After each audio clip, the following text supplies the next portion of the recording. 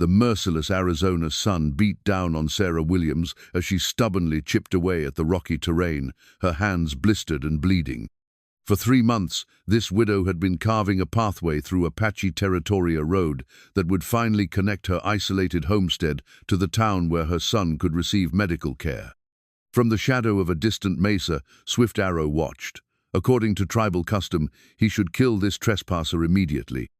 Yet something in her determination stirred memories of his own mother's sacrifice.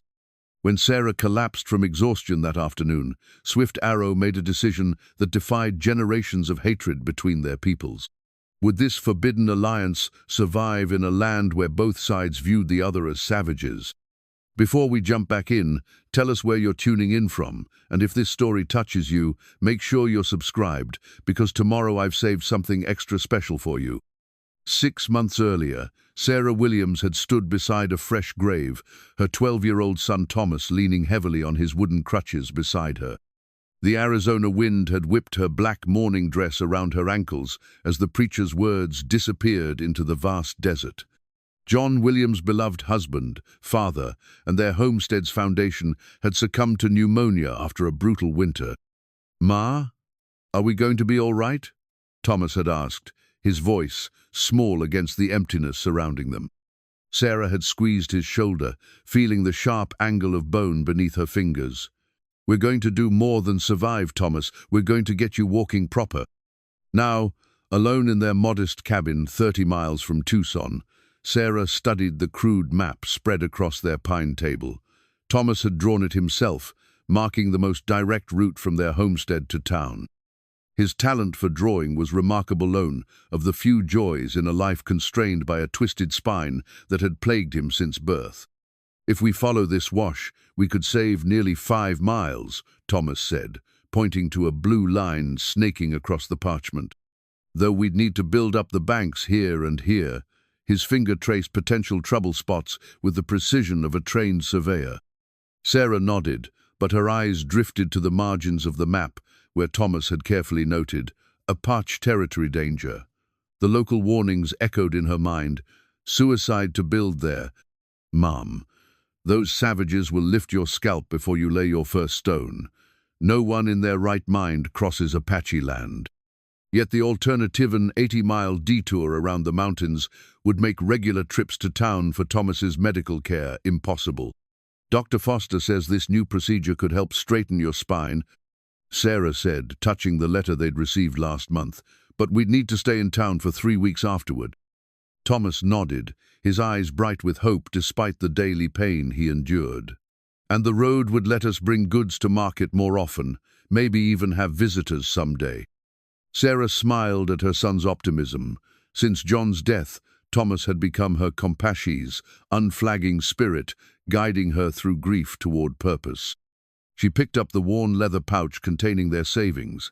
The operation would take nearly everything they had, leaving precious little for supplies or hired help. When she'd inquired in town about assistance building a road, the responses ranged from laughter to outright refusal. "Apache killing grounds," the livery stable owner had spat.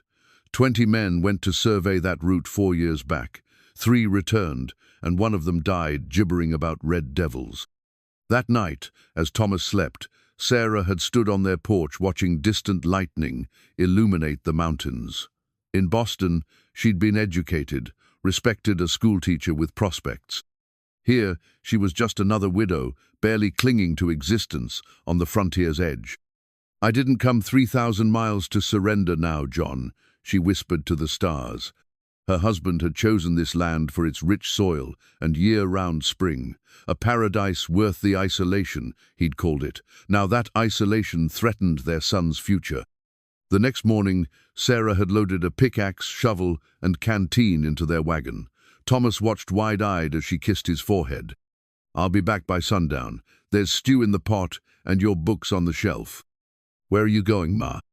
Sarah had squared her shoulders, the same determination in her eyes that had carried them across a continent. "To build us a road." Each day for 3 months, she'd worked from dawn until her shadows grew long, returning exhausted to tend to Thomas and their small farm. The first Apache scouts had appeared 2 weeks into her labor-distant figures on horseback, watching from ridgelines. She'd pretended not to notice, keeping her husband's rifle within reach, but never raising it. Swift Arrow knelt by the small fire outside his wickiup, carefully adding herbs to the medicine bundle he was preparing. The eagle, feather rare, and sacred wood bind the healing powers of sage, juniper, and desert tobacco. His mother, White Dove, watched his movements with approving eyes. "Your hands remember what the mind sometimes forgets," she said, her voice as weathered as the mountains surrounding their camp. At 70 winters, she was the oldest member of their Aravaipa Apache band and the last keeper of their most sacred healing traditions. "The fever has spread to 3 more children," Swift Arrow replied. "Chief Stonebear's youngest granddaughter began coughing blood last night." White Dove nodded gravely. "The white man's diseases are stronger than our old medicines." Swift Arrow tied the bundle with sinew, his thoughts troubled. 20 years ago their band had numbered over 300. Now barely 60 remained. Disease, starvation, and the blue-coated soldiers had seen to that. As both warrior and healer, he straddled 2 worlds within his tribe. His hands could both take life and preserve it. "You are troubled by more than sickness," White Dove observed, her dark eyes missing nothing. "The dreams have returned." Swift Arrow stared into the flames. For 3 moons, his sleep had been haunted by the same vision, a white woman building a path through the desert, her hands bleeding as she worked stone by stone. In the dream, he walked this strange path alongside her, though such a thing was forbidden by every law of his people. "I saw her today," he admitted, "not in dreams, but with waking eyes." White Dove's expression remained impassive, though her gnarled fingers tightened around her walking stick. "Where?"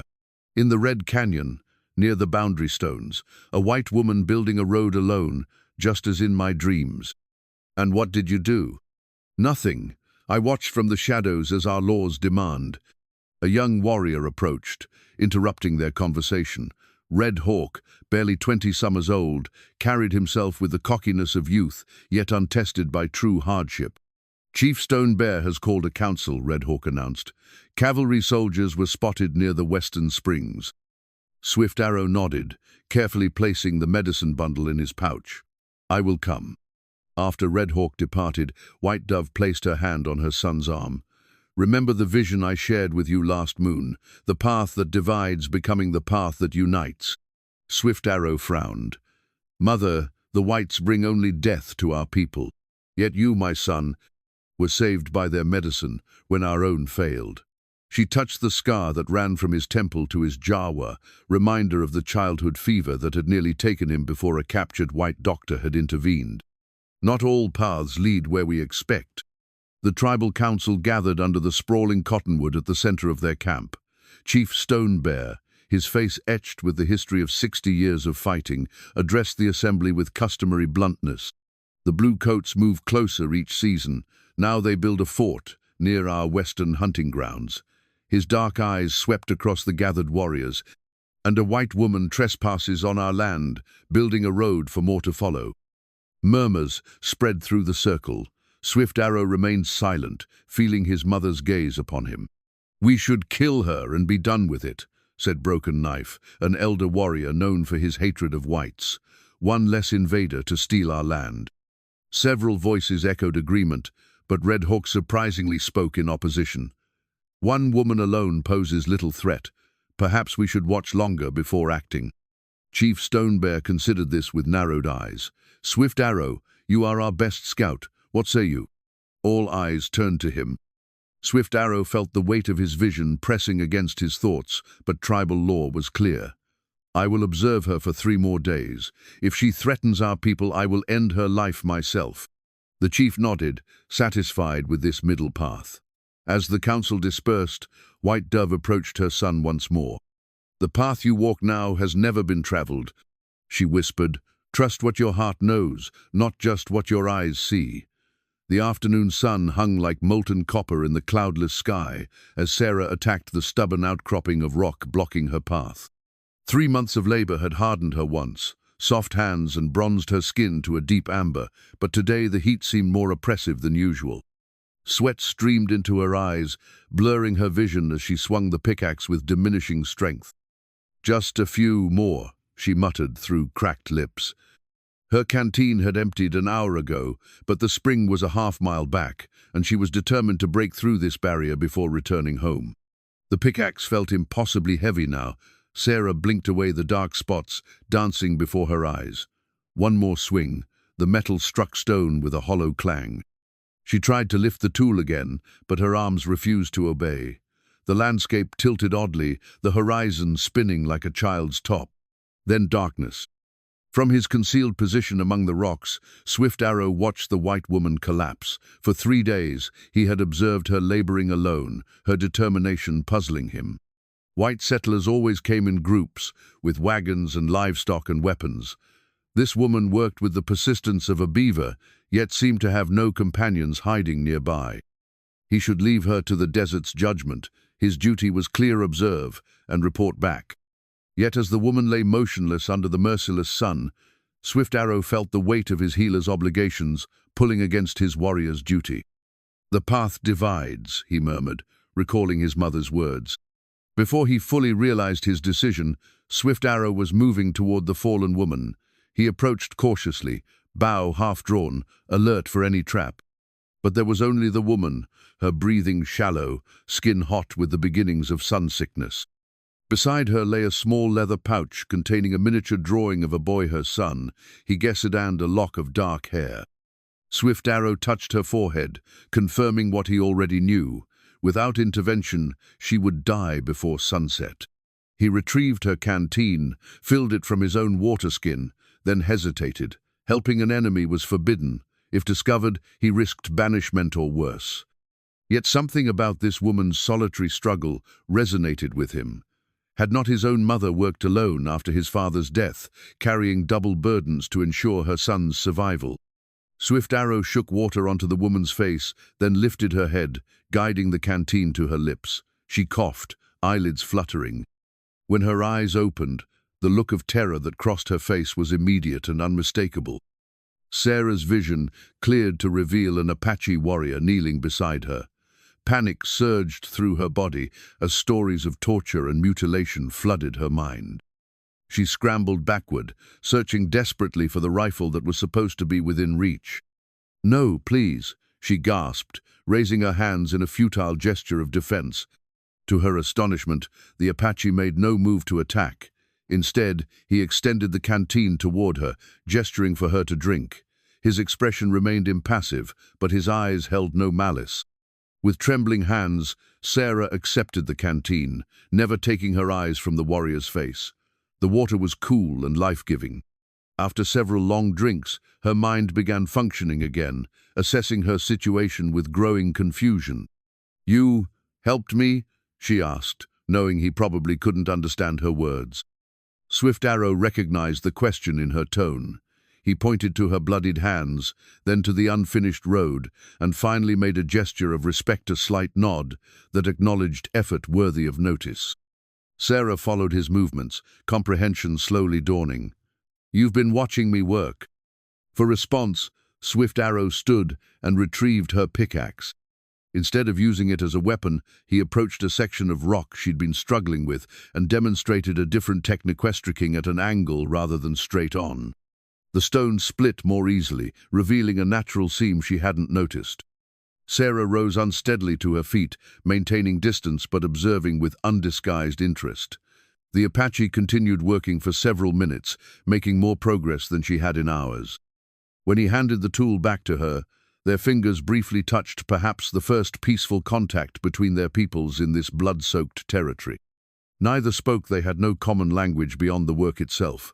Yet in that silent exchange lay the seeds of something unprecedented. Sarah mimicked his technique on another section of rock, and when it split cleanly, she couldn't suppress a smile of triumph. Swift Arrow nodded again, then pointed to the sun, now lowering toward the western mountains. Sarah understood his meaning. Daylight was waning. Sarah hesitated, torn between gratitude and generations of ingrained fear. The Apache had saved her life, shown her a better way to break the stone, yet every instinct warned of danger. He could be leading her into an ambush, or perhaps this moment of kindness was merely a prelude to something more sinister. Yet as she studied his face, the weathered lines around eyes that had seen perhaps 40 summers. The dignified set of his jaw, Sarah saw no deceit there, only a measured watchfulness that mirrored her own. "Thank you," she said simply, gathering her tools. Swift Arrow recognized the tone of gratitude. He gestured toward the western horizon, then to her unfinished road, and finally made a returning motion with his hand. The meaning seemed clear even across their language barrier. He would return tomorrow. Sarah nodded uncertainly, then watched as the warrior melted into the landscape with silent efficiency. Only when she was certain of being alone did she allow her knees to buckle, her body shaking with the aftermath of fear, exhaustion, and something else, a bewildering sense that everything had changed. The 5-mile journey home took longer than usual, her steps slow and mind racing. Thomas was waiting on the porch, his keen eyes immediately noticing her disheveled state. "Ma, what happened?" His voice cracked with concern as he maneuvered his crutches to meet her. Sarah forced a reassuring smile. "Just pushed myself too hard in the heat. I'm fine now." That night, after Thomas was asleep, Sarah cleaned her husband's rifle and placed it by the door, her thoughts turbulent. Could she trust the Apache's apparent offer of help? Was her desperate need to complete the road clouding her judgment? "What would you do, John?" she whispered to the empty room. The silence offered no answers. Dawn found her returning to the worksite, rifle slung across her back. She had told Thomas she'd be working the north section today, a small lie, to prevent him from worrying about her regular route. If the Apache proved dangerous, at least her son wouldn't know where to find her. To her surprise, Swift Arrow was already there, systematically breaking apart the troublesome outcropping that had defeated her for days. He acknowledged her arrival with a slight nod, then continued working. Sarah stood frozen for a moment, then slowly unslung her rifle, propping it against a boulder within reach but not in her hands, tentative gesture of trust with a clear boundary. She picked up a second pickaxe from her wagon and began working several yards away from the Apache. They labored in silence for an hour, the rhythmic sound of metal striking stone creating an unexpected harmony. Occasionally, Swift Arrow would pause to demonstrate a more efficient technique, using gestures and example rather than words. Sarah proved a quick study, her progress noticeably improving under his guidance. By midday, the outcropping that had blocked her for a week was reduced to manageable rubble. When they stopped to rest in the shade of a large boulder, Sarah offered him jerky from her provisions. After a moment's hesitation, Swift Arrow accepted, then surprised her by producing a small pouch of dried berries, which he extended in return. This simple exchange of food, perhaps the most ancient form of peace-making, seemed to shift something between them. Sarah found herself studying his clothing, the intricate beadwork on his medicine pouch, the careful way he moved not with the savage recklessness of dime novel Apaches, but with the measured precision of a man completely at home in this harsh environment. Their communication evolved through necessity. Swift Arrow found a flat rock and used a piece of charcoal to draw simple picturesque the sun's position, water sources, dangerous animals to avoid. Sarah, remembering her teaching days, began pointing to objects and slowly pronouncing their English names: rock, water, road. To her surprise, Swift Arrow repeated the words, his deep voice carefully forming the unfamiliar sounds. In turn, he offered the Apache words, tse, tu, atiin. By late afternoon, they had established a rudimentary vocabulary and cleared enough of the pathway to satisfy even Sarah's demanding standards. As the sun began its descent, Swift Arrow made the same gesture as the previous day, pointing to the horizon, then back to the worksite. This strange pattern continued for a week. Swift Arrow appearing at dawn, disappearing at dusk, their shared labor punctuated by halting attempts at communication. The road progressed more in those 7 days than in Sarah's previous month of solitary effort. Each evening, she returned home to Thomas with aching muscles and a growing sense of wonder at her unlikely alliance. "You seem different, Ma," Thomas observed one night as she served their simple supper. "Less tired somehow." Sarah hesitated. She hadn't told her son about Swift Arrow, unsure how to explain something she barely understood herself. "The work is going better," she said finally. "I've found some better methods." Thomas studied her face with those perceptive eyes that missed so little. "Is someone helping you?" The directness of the question startled her. Sarah considered deflection but found herself unwilling to lie to her son. "Yes," she admitted, "but it's complicated, Thomas." "Is it an Apache?" he asked quietly. Sarah nearly dropped the plate she was holding. "What makes you say that?" Thomas shrugged. "You've been checking your rifle every night, but you don't seem scared. And yesterday you said 2 instead of water when you were at the well." His fingers traced patterns on the wooden table. "Plus, who else would be out there? Town's too far, and nobody from there would help anyway." Sarah sank into her chair, continually amazed by her son's acuity.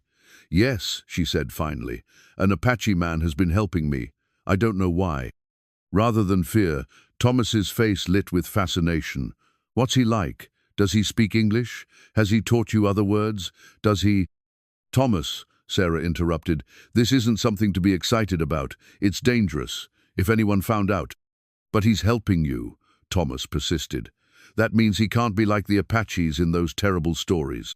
Sarah sighed, wishing she could share her son's straightforward view of the world. "It's not that simple. Our peoples have done horrible things to each other. This arrangement, it can't last." "I want to meet him," Thomas declared. "Absolutely not," Sarah replied, her tone brooking no argument. "I don't fully trust him myself." But Thomas wasn't easily deterred. Over the next few days, he pressed his case with the persistence only a determined 12-year-old could muster. "If you trust him enough to work alone with him every day, why can't I at least see him?" he reasoned. "Besides, this road is for me. Shouldn't I meet the person helping to build it?" Meanwhile, Swift Arrow faced challenges of his own. His daily absences had not gone unnoticed in the Apache camp. Red Hawk, in particular, watched him with growing suspicion. "You hunt each day, yet return with no game," the young warrior observed as Swift Arrow slipped back into camp one evening. "I scout the cavalry movements," Swift Arrow replied. "Hunting is secondary."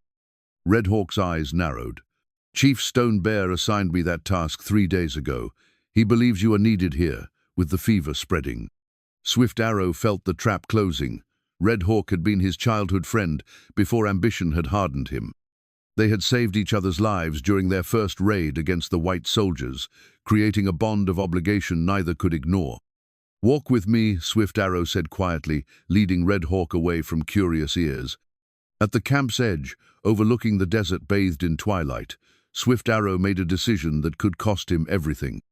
"I have been helping the white woman who builds the road," he admitted. Red Hawk's hand instinctively moved to his knife. "You betray our people for a white woman." "Not for her," Swift Arrow corrected sharply. "She builds the road for her son, who is crippled and needs the white doctor's medicine." "So you betray us for a white child?" Red Hawk's voice dripped with contempt. Swift Arrow gripped his friend's arm. "Do you remember when we were boys, and you fell from the high rocks, when your leg was twisted and the pain made you scream?" Red Hawk's expression flickered. "Your mother healed me." "And if she had not, if you had remained crippled," Swift Arrow pressed, "the white boy suffers as you did, but without a healer like my mother." A tense silence stretched between them before Red Hawk spoke again, his voice low. "If the tribe discovers this, they will banish you. Or worse." "I know the risk," Swift Arrow said quietly. "But I have seen how this woman works herself to bleeding for her son." "It is." He searched for words that would reach Red Hawk's warrior heart. "It is worthy of respect." Red Hawk stared into the darkening desert, his expression unreadable. Finally, he spoke. "I will give you 3 more days. Then you must end this, or I will speak to the council." Swift Arrow clasped his friend's shoulder in gratitude. 3 days. The next morning, Swift Arrow arrived at the worksite earlier than usual, his mind heavy with the knowledge that their unlikely partnership must soon end. Sarah was already there, which surprised him, and she was not alone. A boy sat perched on a nearby rock, his thin legs dangling uselessly, supported by wooden crutches leaning against the stone. His eyes, the same deep blue as his mother's, widened with undisguised fascination as Swift Arrow approached. Sarah stepped protectively in front of her son, her posture tense but determined.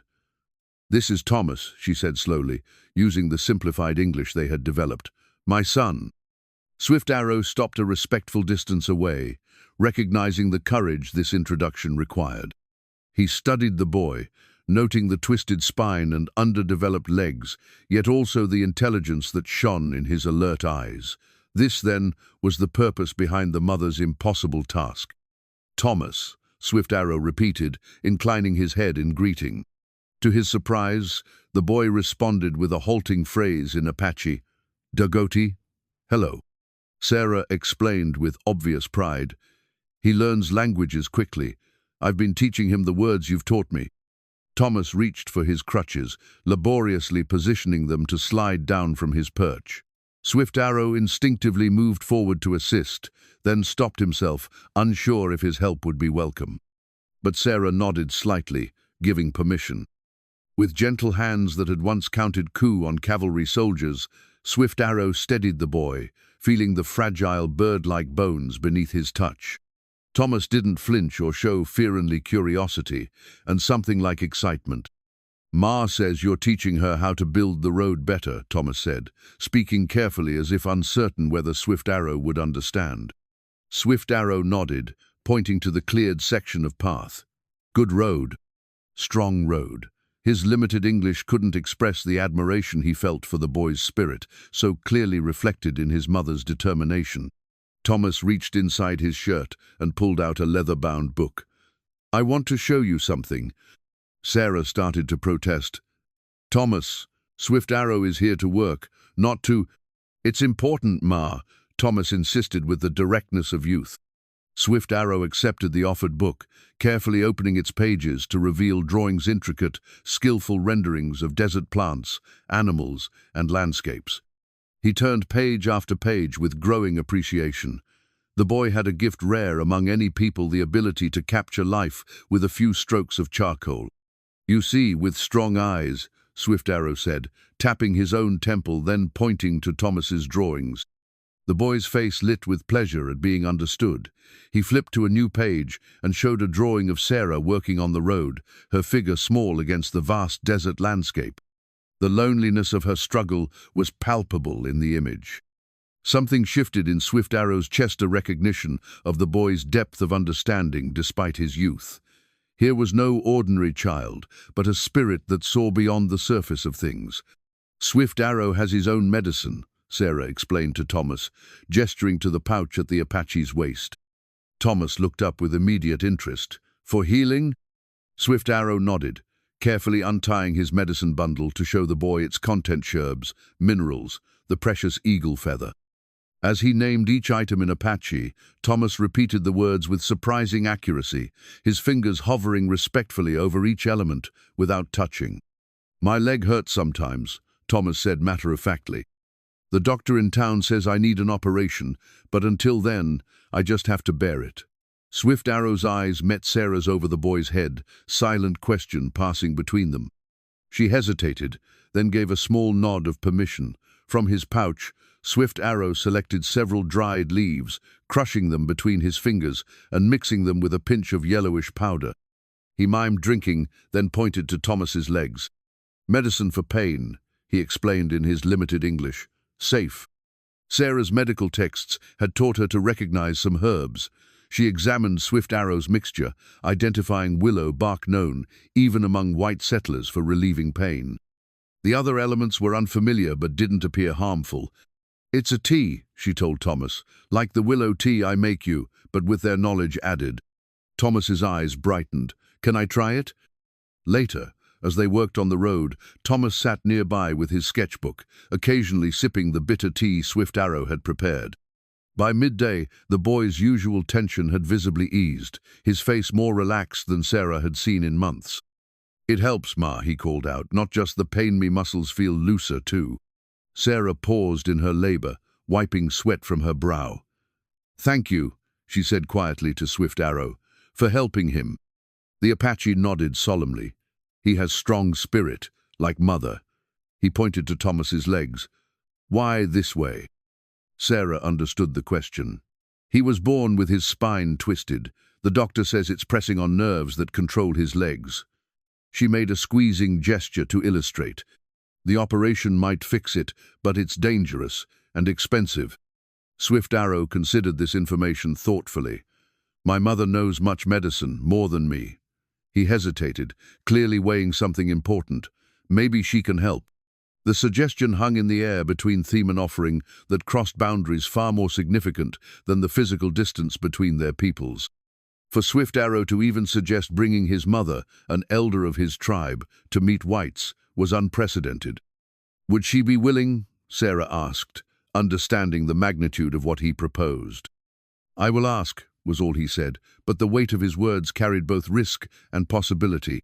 That evening, Swift Arrow returned to his camp earlier than usual, his mind set on a decision that could change everything. He found White Dove sitting outside her wickiup, sorting herbs in the day's last light. Mother, he said, settling beside her, I must speak with you about the white woman and her son. White Dove's weathered hands continued their methodical work. I have known about them since the day you first helped her, she said calmly. Did you think a mother does not know her son's heart? Swift Arrow stared at her in surprise. You are not angry? The path divides, she reminded him, echoing her earlier prophecy. You have chosen to follow the healer's path rather than the warrior's. This does not displease me. Encouraged, Swift Arrow described Thomas's condition in detail, using his knowledge of anatomy learned through years as his mother's apprentice. White Dove listened intently, occasionally asking precise questions about the boy's symptoms and movements. This twisted spine sickness, she said finally, I have seen it twice before, once in a girl from the Mescalero band and once in a boy of our own people before you were born. Can it be helped? Swift Arrow asked. White Dove sighed. The girl died from fever before the treatment was complete. The boy lived but never walked strongly. She looked directly at her son. You wish me to treat this white child? If it is possible, Swift Arrow admitted. The mother builds this road solely to reach the white doctor who might help him. And you believe I should risk myself to save them this journey? There was no judgment in her tone, only a request for clarity. I believe a child suffering knows no tribe, Swift Arrow replied. As you taught me. White Dove nodded slowly. You have learned well. She began gathering specific items from her collection of medicines. I will need to see the boy myself before knowing if I can help. As White Dove gathered her medicines, Swift Arrow's attention was drawn to movement at the camp's edge. Red Hawk approached, his expression grim in the fading light. The 3 days are not yet past, Swift Arrow said quietly. Chief Stonebear has called another council, Red Hawk replied. Riders came from the eastern bands. The Blue Coats have increased their patrols. All warriors are required to attend. Swift Arrow glanced at his mother, who continued her preparations, seemingly oblivious to their conversation. I will come shortly. When Red Hawk had gone, White Dove spoke without looking up. Your friend struggles between loyalty to you and loyalty to the tribe. He has cause for concern, Swift Arrow admitted, if I am discovered helping whites. You will be, White Dove said simply. All paths worth walking contain risk. She handed him a small leather pouch filled with her most precious medicines. Take this to the boy tomorrow. It will ease his discomfort until I can examine him properly. Swift Arrow accepted the pouch with reverence, knowing it contained rare herbs gathered from sacred places. When will you come? When the moon is dark, she replied. 3 nights from now, fewer eyes will see us travel. The following morning, Swift Arrow arrived at the worksite to find an unusual tension in Sarah's demeanor. Thomas sat in the wagon rather than his usual rock perch, looking pale and drawn. His pain returned worse in the night, Sarah explained, her eyes shadowed from lack of sleep. I fear the doctor's last letter was right. His condition deteriorates. Swift Arrow approached the wagon, showing Thomas the medicine pouch from White Dove. From my mother, he explained. She is great healer, wants to help. Hope flickered across Sarah's exhausted face. Your mother would help us. Swift Arrow nodded. 3 nights. When moon is dark. He mimicked walking silently. Safer then. Sarah grasped the significance immediately. She would risk coming to our homestead? At night? For healing, she will come. Swift Arrow began preparing the medicine, mixing the precious herbs with water from Sarah's canteen. As Thomas drank the bitter concoction, Swift Arrow continued, "Road work today, then I show you home." Sarah stared at him. "You want to come to our home?" Swift Arrow nodded. "Must see where mother will work, prepare space."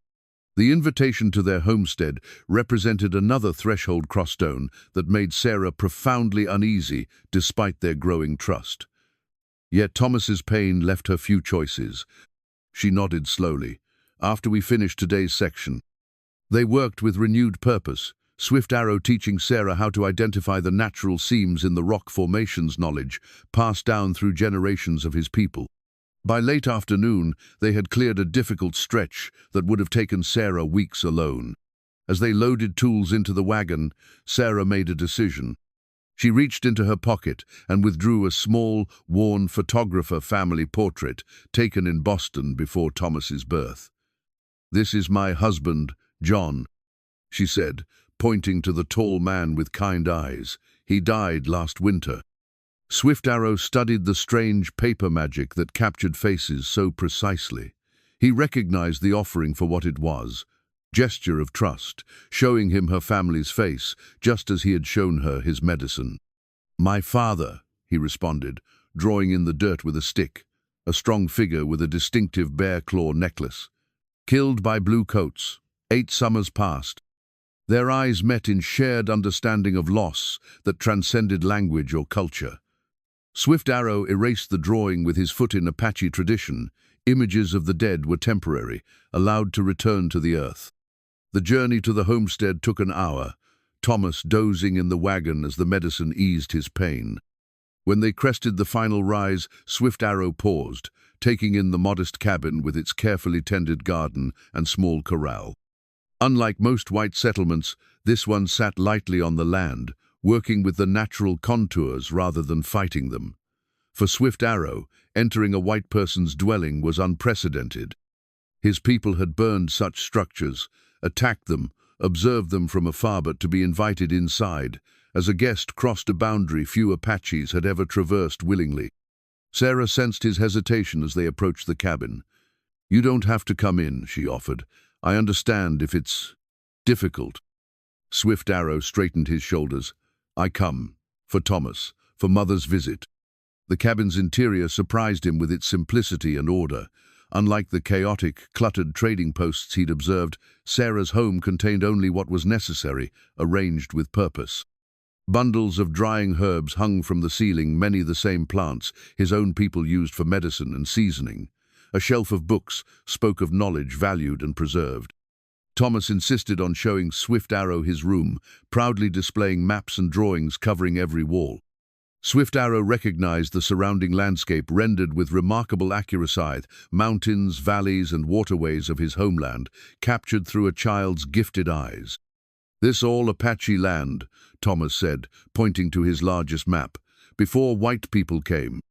The boy's matter-of-fact acknowledgement startled Swift Arrow. Few white children or adults would recognize such truth so plainly. "Yes," he confirmed.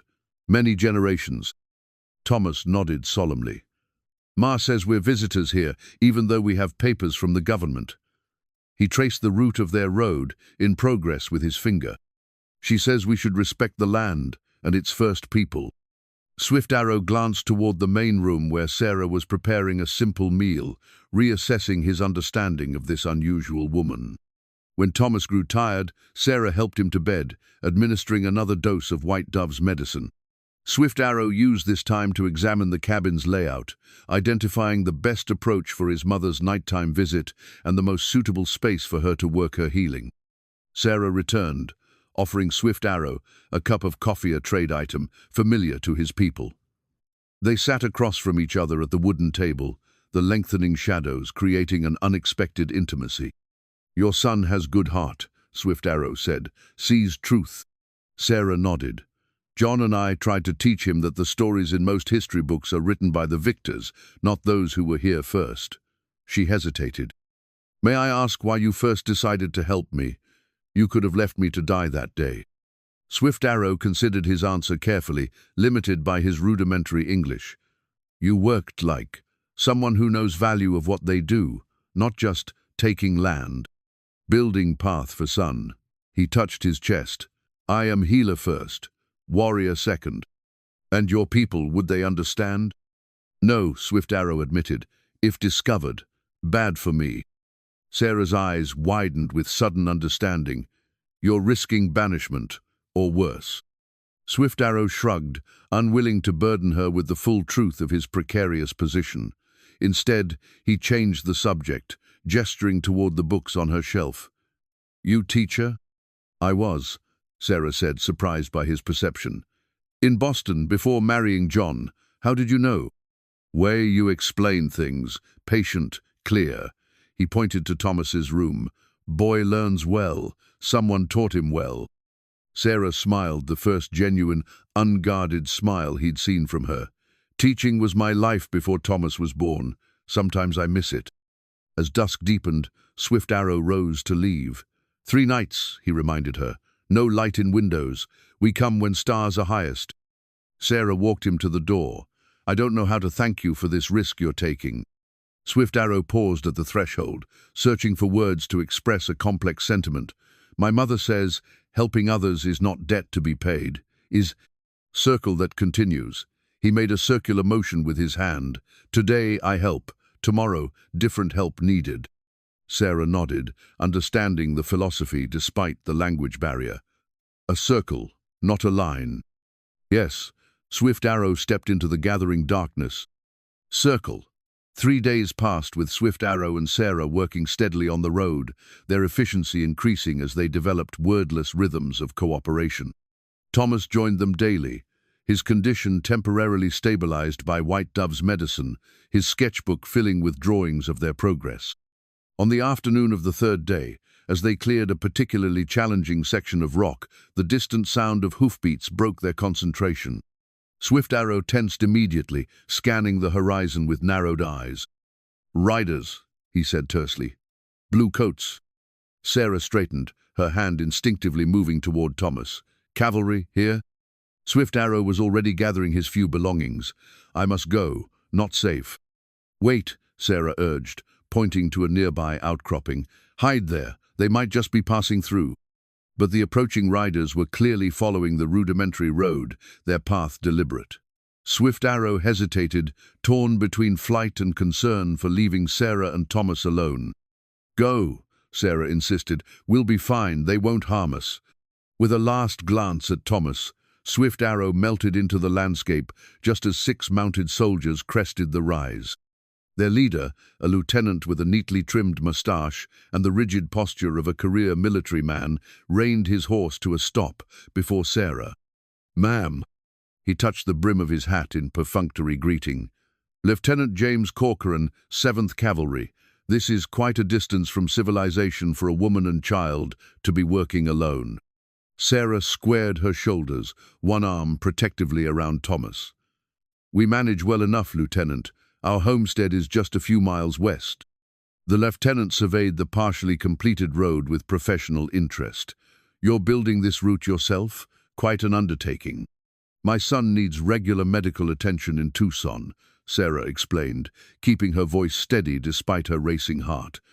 The existing roads are too circuitous. Resourceful, the lieutenant commented, though his tone suggested skepticism rather than admiration. His eyes scanned the surrounding terrain with practiced vigilance. You're aware this area has significant Apache activity, not safe for settlers, especially unaccompanied ones. We've had no troubles, Sarah replied carefully. From his hidden position, Swift Arrow could see the lieutenant's doubtful expression as he dismounted and approached the freshly broken rock section. Interesting technique, the officer remarked, examining their work. Not typical of civilian road building. His gaze sharpened as he noted details that Sarah had overlooked, faint footprints, not matching her own, the particular way certain stones had been arranged. You have help, Mrs. Williams. Sarah Williams. She hesitated, weighing her options quickly.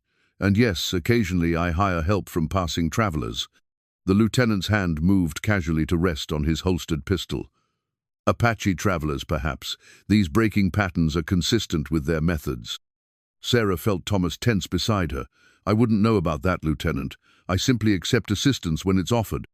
Lieutenant Corcoran's eyes hardened. Consorting with hostiles is a serious offense, Mrs. Williams. Some might even call it treason. I'm trying to get medical help for my son, Sarah replied, anger overcoming caution. If that's treason, then— Ma, Thomas interrupted, his young voice steady despite the tension. Maybe we should show the lieutenant our land papers, so he knows we're legal. The lieutenant's attention shifted to Thomas, his expression softening slightly at the boy's condition. That would be advisable, Mrs. Williams. In fact, I'd like to see your homestead and documentation. Sarah recognized both the implied threat and the temporary reprieve Thomas had created. Of course, Lieutenant. We were just finishing for the day. As Sarah gathered their tools, Lieutenant Corcoran circled the work area, his experienced eyes missing little. One more thing, Mrs. Williams. According to our maps, this entire section was recently reclassified as federal land. I'm afraid your homestead claim may no longer be valid. Sarah froze. That's impossible. We have proper documentation from the territorial office. Policy changes, ma'am. The lieutenant replied with bureaucratic detachment. The government has designated this area for military purposes. All civilian claims are under review. Military purposes? Sarah echoed, disbelief evident in her voice. This land was designated for homesteading less than 2 years ago. We have the signed documents. As I said, policy changes. The lieutenant gestured for his men to form up.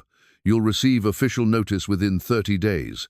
I suggest you begin making arrangements to relocate. Thomas's hand tightened around his mother's. But Ma, if we lose the homestead, what about my operation? Lieutenant Corcoran's expression remained impassive. I'm sorry about your situation, son, but military necessity takes precedence in these territories. As Sarah and Thomas reluctantly accompanied the cavalry patrol back to their homestead, Swift Arrow emerged from hiding with a heaviness in his chest. The white woman's road built with such determination and sacrifice might now lead nowhere. Yet more troubling was the mention of military purposes in this region. His people needed to know what the Bluecoats were planning. Moving with practiced stealth, Swift Arrow shadowed the cavalry patrol at a safe distance. When they reached the Williams homestead, he positioned himself behind the barn where he could observe without being detected. Inside the cabin, Sarah presented her land deed and homesteading documents to Lieutenant Corcoran. As you can see, our claim was properly filed and approved. We fulfilled all improvement requirements. The lieutenant examined the papers with bureaucratic thoroughness. These appear in order, but as I explained, new directives supersede previous agreements. What exactly are these military purposes? Sarah pressed, struggling to maintain her composure. Lieutenant Corcoran hesitated, weighing how much to reveal. I'm not at liberty to discuss operational details, ma'am. However, I can say this region is part of a larger strategic initiative against hostile elements. You mean the Apaches? Thomas said bluntly. The lieutenant's eyes narrowed slightly at the boy's tone. Among others, yes. Which brings me back to my concerns about your assistance with road building. I told you, we accept help from travelers, Sarah repeated firmly. Indeed. The lieutenant's skepticism was evident. Well, Mrs. Williams, I'll make note of your documentation in my report. You'll receive official correspondence regarding your status. He rose to leave, then added almost casually, I should mention that we're establishing a forward operating base just 8 miles east of here. Construction begins next week. Swift Arrow, listening from outside, felt his blood run cold. 8 miles east would place the cavalry fort directly adjacent to his tribe's current encampment, their most protected winter grounds with reliable water and hunting. The implications were clear. This was preparation for a major operation against his people. As the cavalry mounted to depart, Lieutenant Corcoran delivered a final warning. One more thing, Mrs. Williams. We'll be increasing patrols in this area. If we discover you harboring or aiding any Apache individuals, the consequences will be severe. For your own safety, I advise reporting any sightings immediately. Swift Arrow waited until the patrol disappeared over the ridge before approaching the cabin. He knew the risk was enormous, but the urgency of the situation demanded it. Sarah gasped when he appeared at her door, quickly pulling him inside. They could have seen you, she whispered frantically. Must talk, Swift Arrow insisted. Heard what Blue Coat said. Bad for my people. Thomas joined them at the table, his young face solemn. They're going to build a fort to attack the Apaches, aren't they? Swift Arrow nodded grimly. Must warn my tribe. Move camp before soldiers come. Sarah sank into a chair, the full weight of their situation crashing down upon her. And we may lose our home, everything we've worked for. The road. Her voice trailed off as she fought back tears of frustration. What did he mean about the land being reclassified? Thomas asked. Can they just take it? I don't know, Sarah admitted. The territorial laws are complicated, but if it's true, she couldn't finish the sentence. Losing the homestead meant losing their chance for Thomas's surgery. The road would become pointless, a path to nowhere. Swift Arrow paced the small cabin, tension evident in every movement. I must return to my people. Tonight. What about your mother? Sarah asked. She was coming to help Thomas. We'll try to bring her still, Swift Arrow promised, glancing at Thomas's worried face. But tribe must be warned first. Prepare to move. Thomas leaned forward on his crutches. Where will your people go? Swift Arrow's expression darkened. Each season, fewer safe places. Blue Coats take more land, build more forts. He made a sweeping gesture with his arm. Soon, nowhere to go. Sarah studied her land deed spread on the table, her mind racing. Something about the lieutenant's explanation felt wrong. May I see your mother's medicine pouch again? She asked suddenly. Confused but trusting, Swift Arrow handed her the small leather bag. Sarah carefully emptied its contents onto the table, then turned the pouch inside out, examining the seams. My husband did this with important documents, she explained, sliding her finger along an inner pocket concealed in the lining. A safe place. Understanding dawned on Swift Arrow's face. He watched as Sarah folded her land deed into a small square and slipped it into the hidden pocket. Take this to your camp, she instructed. Keep it safe. I have another copy, but if anything happens to us. Why give this to me? Swift Arrow asked, genuinely puzzled.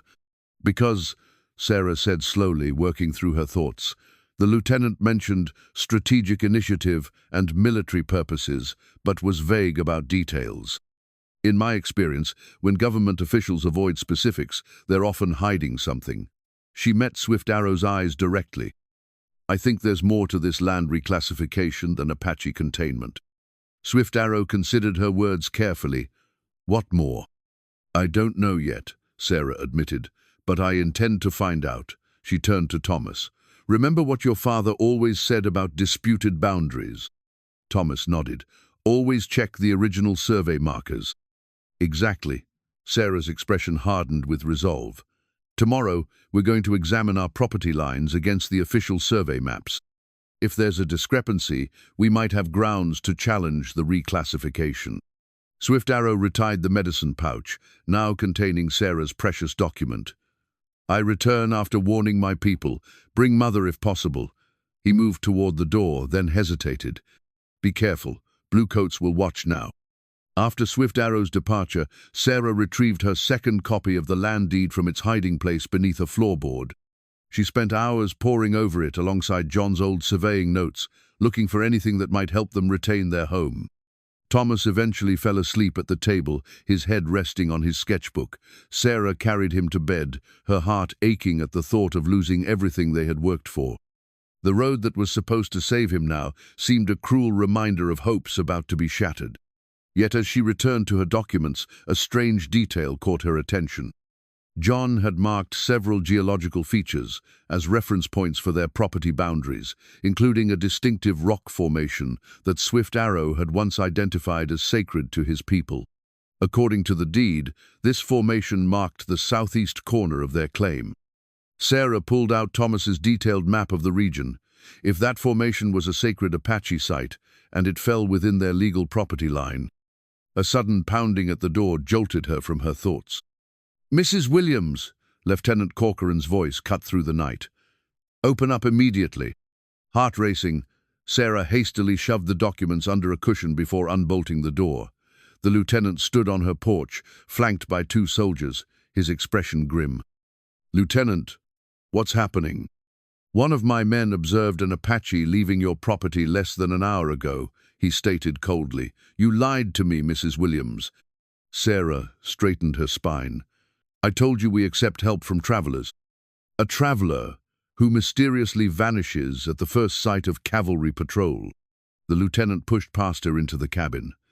I have orders to search these premises for evidence of collaboration with hostiles. On what authority? Sarah demanded, though she knew resistance was futile.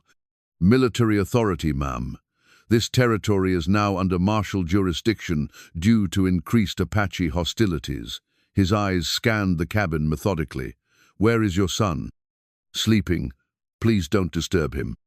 The lieutenant nodded to his men, who began searching the cabin with practiced efficiency. For your son's sake, Mrs. Williams, I suggest full cooperation. Harboring enemies of the United States is a hanging offense, even for a woman. Swift Arrow ran through the darkness, his feet finding the ancient paths by memory alone. The weight of Sarah's land deed in his medicine pouch seemed to grow heavier with each mile.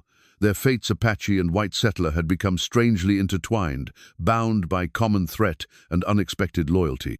When he reached the outskirts of the Apache camp, Red Hawk materialized from the shadows, bow half drawn. You were seen with the white woman again, Red Hawk said, his voice low and urgent. Stone Bear knows. Swift Arrow had expected this. I must speak with the council immediately. The Blue Coats plan to build a fort near our winter camp. Red Hawk's posture shifted from threatening to alarmed. How do you know this? From the white woman's cabin, a cavalry officer revealed their plans. So your betrayal has some value after all, Red Hawk remarked bitterly, but he lowered his bow. Come, the elders are gathered. The tribal council received Swift Arrow's news with grim silence. Chief Stone Bear, his weathered face impassive in the firelight, weighed each word carefully. So, the white woman who builds the impossible road has warned us of this threat, he said finally. Why would she do this? Her own claim to the land is threatened, Swift Arrow explained. The Blue Coats seek to remove her as well. Good, spat Broken Knife. Let the whites destroy each other. White Dove, who had remained silent until now, spoke with quiet authority. The enemy of our enemy is not always our friend, but sometimes shared peril creates unusual alliances. Stone Bear studied Swift Arrow with penetrating eyes. You have broken our laws by helping this white woman, yet you may have saved many lives by learning of this fort. He gestured toward the medicine pouch. What else did she give you? Swift Arrow hesitated, then revealed the folded land deed. Her claim to the land. She believes there is something important about the boundaries. The chief examined the strange paper with its official seals and incomprehensible writing. What use is this to us? I am not certain, Swift Arrow admitted, but she trusted me with it. She believes the Blue Coats may be hiding their true purpose for taking the land. Stone Bear handed the document back with a dismissive gesture. White man's papers mean nothing. Only their guns matter. He turned to address the council. We will break camp at dawn. Move to the high canyon until we know the Blue Coats' true strength. After the council dispersed, White Dove approached her son. You still wish me to help the white boy? Swift Arrow nodded. His condition worsens, and now his mother faces her own battle with the Blue Coats. To journey to their cabin now brings great risk, White Dove observed, for them and for us. Greater risk to do nothing, Swift Arrow replied. The woman could have hidden the cavalry's plans, saved only herself. Instead, she warned us. White Dove studied her son's face in the dying firelight. You have feelings for this woman. Respect, Swift Arrow corrected firmly. She fights for her son as fiercely as any Apache mother. Then we will go, White Dove decided, but not alone. She nodded toward Red Hawk, who stood at the edge of the clearing, clearly eavesdropping. Your shadow should join us. Better to have him as ally than enemy. Red Hawk approached, having heard his name. I will not help whites, he declared. You will help your people, White Dove countered. By ensuring our safe return and learning more about these Blue Coat plans. She fixed him with a stern gaze that had disciplined generations of young warriors. Unless you fear such a mission. The challenge in her words struck its mark. Red Hawk straightened. I fear nothing, but Swift Arrow's judgment is clouded by this woman. Then your clear eyes are needed, White Dove said simply. We leave at midnight. Meanwhile, at the Williams homestead, Lieutenant Corcoran's search had reached Thomas's room. The boy had awakened at the commotion and sat upright in bed, watching wide-eyed as the soldiers examined his drawings. Quite the artist, your son, the lieutenant remarked, leafing through Thomas's sketchbook. He paused at a detailed drawing of Swift Arrow, demonstrating rock-breaking techniques. And who might this be? Before Sarah could respond, Thomas spoke up. That's Swift Arrow. He's been helping Ma build the road. Sarah's heart sank at Thomas's innocent admission. The lieutenant's expression hardened as he turned the sketchbook toward her. Swift Arrow, he repeated. You claimed you didn't know if your helpers were Apache. I didn't ask his tribe, Sarah replied, keeping her voice steady despite her racing pulse. He was simply a traveler who offered assistance. The lieutenant's skeptical gaze shifted between mother and son. And does this traveler come here often? Thomas, sensing the danger too late, looked to his mother uncertainly. Lieutenant, Sarah interrupted, my son needs his rest, his condition. His condition doesn't excuse harboring enemies of the United States, Corcoran cut in sharply. He held up the sketchbook, pointing to other drawings that clearly showed Swift Arrow at their homestead. This is evidence of ongoing contact with hostile elements. He's not hostile, Thomas protested. He's been teaching me Apache words and… Thomas, enough, Sarah interjected desperately. The lieutenant closed the sketchbook with deliberate slowness. Mrs. Williams, I'm placing you under house arrest pending further investigation. My men will remain posted outside until morning, when you'll both accompany us to Fort Grant for formal questioning. You can't just… Sarah began. I can and I will, Corcoran stated coldly. Consider yourselves fortunate. I'm not taking you into custody immediately. He nodded to his men. Secure the perimeter. No one enters or leaves until morning. After the lieutenant departed, posting guards at the front and back of the cabin, Sarah sank onto Thomas's bed, her mind racing. I'm sorry, Ma, Thomas whispered, tears welling in his eyes. I didn't think… It's not your fault, Sarah assured him, though her voice trembled. You told the truth. That's never wrong. She glanced toward the window where moonlight cast silver patterns across the floor. But now we have a problem. Swift Arrow promised to bring White Dove tonight. Thomas's eyes widened. They'll be walking into a trap. Sarah nodded grimly. We need to warn them somehow. She peered through the window, noting the positions of the guards. They won't expect a signal from a bedridden boy. While Sarah kept the guards distracted with offers of coffee, Thomas painfully made his way to the root cellar through the trapdoor beneath the kitchen table. John had installed a small ventilation shaft that emerged behind the barn, too narrow for an adult, but just wide enough for a determined boy to push a lantern through. Thomas positioned the lantern so its light would be visible from the eastern approach, the direction from which Swift Arrow would come but hidden from the guards' sight lines. 3 short flashes, followed by 1 long one. Danger. Swift Arrow spotted the warning signal as he, White Dove, and a reluctant Red Hawk approached the homestead's boundaries. He immediately pulled his companions into the shadow of a large boulder. Something is wrong, he whispered. The signal means danger. Red Hawk's hand moved to his knife. A trap. I warned you. White Dove peered toward the distant cabin. Not a trap set by the woman, she observed. Look, blue-coat soldiers. Swift Arrow's keen eyes distinguished the silhouettes of cavalry guards posted around the cabin. They've been discovered, he murmured, because of me. We should return to the tribe, Red Hawk urged. There is nothing we can do. White Dove shook her head. The boy still needs healing, and now, perhaps, the mother needs help as well. She turned to Swift Arrow. Is there another way to reach them? Swift Arrow considered the terrain carefully. The wash that runs behind their garden. It connects to the spring cave, if the bluecoats don't know about it. A flicker of movement near the barn caught his attention. A small figure, Thomas, he realized with shock, was laboriously dragging himself along the ground, using only his arms for propulsion.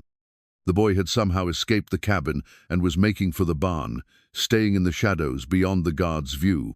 Red Hawk saw it too.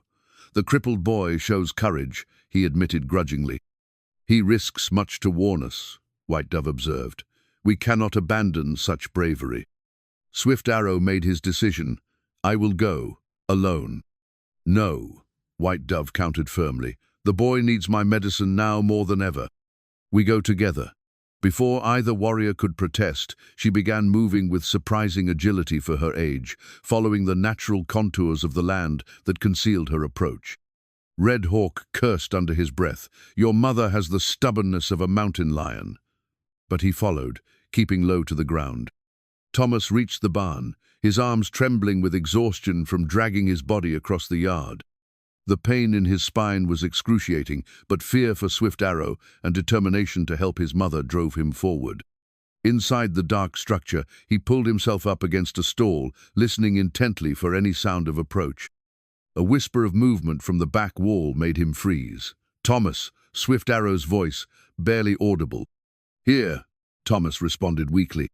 Swift Arrow materialized from the shadows, followed by White Dove and Red Hawk. The Apache healer immediately knelt beside Thomas, her weathered hands gentle as they examined his sweat-drenched face. You have worsened your condition, she said in Apache, which Swift Arrow translated.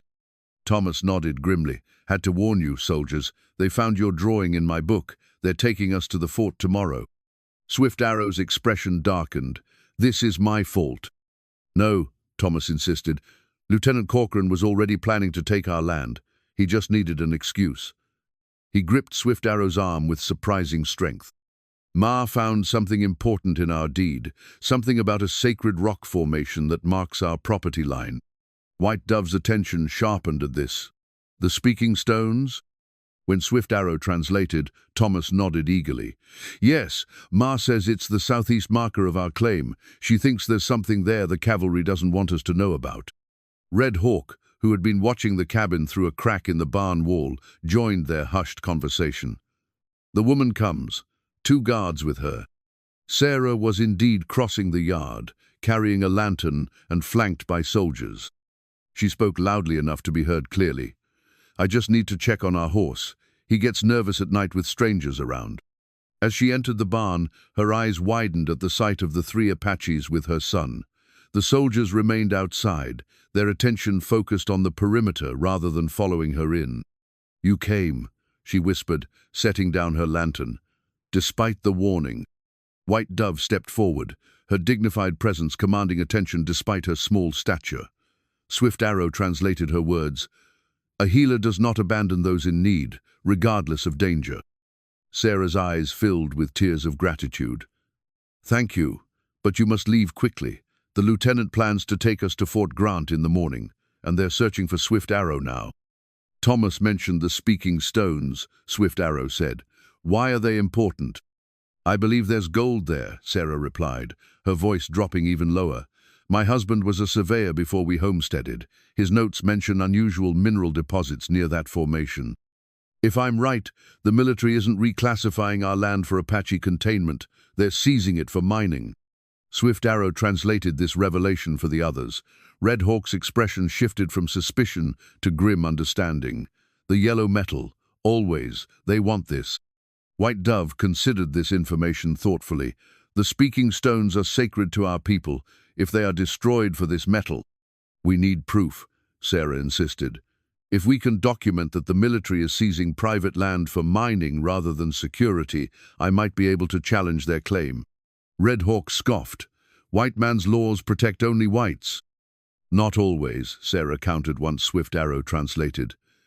There have been cases where indigenous land rights were upheld when mining interests tried to seize them improperly. If your sacred site and our legal boundary marker are the same place, we might have a case that could protect both our claims. A sudden commotion outside interrupted their conversation. Lieutenant Corcoran's voice carried clearly. Check the barn again. Mrs. Williams has been in there too long. You must go, Sarah urged, turning to White Dove. Thomas's condition requires more than quick medicine, the elderly healer replied through Swift Arrow. But I cannot treat him properly here now. She reached into her medicine pouch and quickly mixed herbs into a small packet. For pain, until we meet again. Sarah accepted the medicine gratefully as Swift Arrow guided his mother and Red Hawk toward the back of the barn. The wash will lead you away unseen, she whispered. Swift Arrow paused at the barn's hidden exit. The speaking stones. I will go there tonight, see what truth lies beneath. It's too dangerous, Sarah protested. The cavalry will be watching. Which is why I must go, Swift Arrow insisted.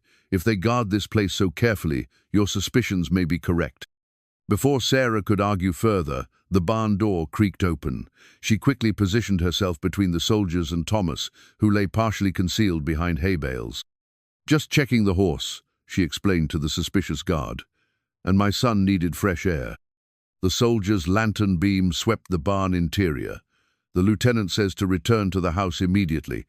Of course, Sarah agreed, helping Thomas to his feet with the crutches she'd brought. She didn't dare look back toward the hidden Apaches as she guided her son out. Once they were gone, Red Hawk emerged from concealment. We should return to the tribe, now. You take my mother back, Swift Arrow directed. I will investigate the speaking stones. White Dove shook her head firmly. The boy's condition worsens rapidly. He needs true healing, not just pain medicine. She fixed her son with a determined gaze. You search for the yellow metal. I will remain near the cabin. When the soldiers sleep, I will treat the boy. Too dangerous, both men protested simultaneously. White Dove's weathered face creased in a rare smile. I was slipping past cavalry patrols when you were both still at your mother's breasts. I know how to remain unseen. She touched Red Hawk's arm. You choose return to the tribe alone, help my son at the speaking stones, or guard an old woman while she heals. Red Hawk's expression cycled through frustration, resignation, and finally reluctant respect. I will accompany Swift Arrow. 2 sets of eyes are better than one. He glanced toward White Dove. But if you are not at the meeting place by dawn, we come looking. As White Dove melted into the darkness with surprising agility for her age, Swift Arrow led Red Hawk on a circuitous route toward the speaking stones. The formation lay 4 miles southeast of the Williams homestead. Cluster of towering red rocks balanced improbably atop one another, creating natural chambers that amplified even whispered words. My father brought me here for my naming ceremony, Swift Arrow recalled as they approached cautiously. He said the ancestors speak through these stones. Red Hawk nodded. My grandfather was keeper of this place before the whites came. Their shared cultural memory momentarily bridged the tension between them, but as they neared the formation, both warriors froze. Lantern light flickered among the rocks, and the murmur of voices carried on the night air. Blue coats, Red Hawk whispered. Swift Arrow shook his head. Not soldiers. Listen to how they speak. They crept closer, using skills honed through lifetimes of hunting and warfare. Through a narrow gap between boulders, they observed 3 men in civilian clothing, carefully examining the rock face with specialized tools. This vein is richer than anything we've seen in California. One man was saying, holding a lantern close to a glittering streak in the stone, the assay confirms Ithias-grade ore in the territory. And the military's on board, another questioned. The third man, older and better dressed, chuckled. Lieutenant Corcoran has been most cooperative. His commanding officer owns 15% of our venture. The land reclassification paperwork is already being processed in Washington. What about the Apache problem? The second man asked. That's the beauty of this arrangement, the well-dressed man explained. The new fort serves 2 purposes: it protects our operation and removes the hostiles. The public sees only the security aspect while we extract the gold. By the time anyone realizes what's happening, we'll have stripped this entire ridge.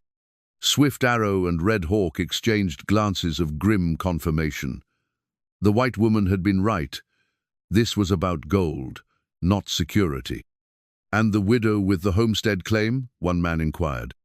A complication, the leader admitted, but Corcoran assures me she'll be detained at Fort Grant for quite some time once he brings her in tomorrow. Consorting with Apaches is a serious charge. By the time she sorts it out, her claim will be invalidated and our operation well underway. Red Hawk's hand moved to his knife. We should kill them now, he whispered. Stop this before it begins. Swift Arrow gripped his friend's wrist. And confirm every story about Apache savagery. No, we need their words, not their blood. Words mean nothing without proof, Red Hawk countered. Swift Arrow studied the scene, mind racing. They have maps, documents. If we could take those to the white woman. Red Hawk's expression shifted from bloodlust to calculation. A raid without killing, unusual but not impossible. They retreated to plan their approach. The miners had positioned their camp between two tall stone pillars with a small fire and 3 bedrolls. The documents they sought likely resided in the saddlebags or the wooden case the leader kept near his bedroll. Meanwhile, at the Williams homestead, White Dove waited patiently in the shadows as the cavalry guards completed their rounds. Their patterns were predictable as common failing of the white man's military. When the guards retreated to the front porch to share coffee and tobacco, she made her move. The cabin's back window, which Sarah had deliberately left unlatched, yielded to her gentle pressure. With the silence of a hunting fox, White Dove slipped inside. Thomas lay awake in his bed, clearly in pain but alert. His eyes widened at her appearance, but he made no sound. Sarah hurried over from where she'd been watching at the front window. "Thank you for coming back," she whispered, helping White Dove arrange her medicines. The elderly healer gestured for Thomas to remove his shirt. Her experienced hands moved over his twisted spine, feeling each vertebra with practiced precision. Her face revealed nothing, but her touch lingered on certain spots, noting inflammation and misalignment. "How bad is it?" Sarah asked anxiously. White Dove began mixing herbs, gesturing for Sarah to heat water. Through a combination of simple English words, Apache terms Thomas recognized, and hand motions, she conveyed her assessment. Thomas's condition was deteriorating rapidly. The inflammation pressed on nerves, causing increasing pain and weakness. "Can you help him?" Sarah's voice trembled. White Dove nodded gravely, producing special implements from her medicine, pouch-polished bone tools and a string of sinew.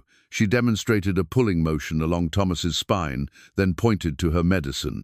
"She wants to realign his spine," Thomas translated, his young face showing both fear and hope. "Then use her medicine to reduce the swelling." Sarah hesitated, maternal protection warring with desperate hope. "Will it hurt him?" White Dove did not need translation to understand a mother's concern. She placed her hand over Sarah's heart, then over Thomas's, her eyes conveying what words could not. There would be pain, but also healing. "I trust her, Ma," Thomas said quietly. "Let her try." At the speaking stones, Swift Arrow and Red Hawk executed their plan with flawless coordination. A carefully tossed stone created a distraction at the far side of the camp, drawing 2 of the miners to investigate. The leader remained, but when a peculiar whistling sound, Red Hawk's perfect imitation of a canyon spirit from Apache, legend echoed through the stones, even the hardened businessman grew uneasy. As he moved away from his bedroll to peer into the darkness, Swift Arrow slipped silently into the camp. The wooden case yielded to his skilled touch, revealing maps marked with gold deposits across Apache territory and documents detailing the arrangement between the mining company and military officials. Swift Arrow was photographing the most incriminating page when the leader returned unexpectedly. Their eyes met across the dying campfire, a moment of mutual shock before the miner reached for his revolver. Red Hawk's warning cry from the darkness gave Swift Arrow the split second he needed to escape, clutching the most damning documents. Gunshots shattered the night silence as the 3 miners fired blindly into the rocks. "We need to split up," Swift Arrow told Red Hawk as they regrouped behind a boulder. "You take these to White Dove at the homestead. I'll lead them away." Red Hawk accepted the documents with unexpected solemnity. "You would trust me with this task?" "You've seen the truth with your own eyes," Swift Arrow replied. "Now you must decide what path to follow." Back at the cabin, Thomas bit down on a leather strap as White Dove performed her treatment. Sarah held her son's hands, tears streaming silently down her face as she watched the elderly healer work with focused intensity, manipulating his spine with strength belied by her age.